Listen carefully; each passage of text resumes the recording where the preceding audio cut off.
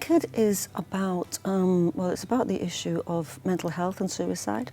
And it tells the story of a young man in an ordinary family. We see the dynamics in the family, and we see him going through a depression. And we see the impact on the family of that. I think the story is aimed at everyone. I mean, the main character is a young man. There's a mother in it, there's a father, there's a sister, so everyone can relate to everyone in the family. Sole Purpose Productions makes theatre on social and public issues.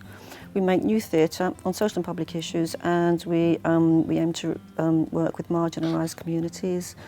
We've been doing that for 20 years, very successfully.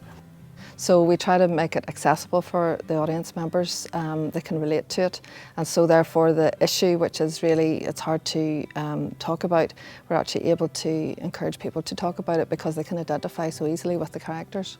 So within a play like this and the workshops afterwards, it allows you to sort of break down that stigma and gives you the language around the issue and gives you a bit of freedom and perspective that you wouldn't normally get. After the performance, we do a workshop which lasts for half an hour. And in the workshop, we say to the audience, OK, you are the writers and directors now. You can change the script. So they give us suggestions. So we ask the question, one thing that one character in the play could do to help Ryan, who is the main character, or one thing that Ryan can do to help himself.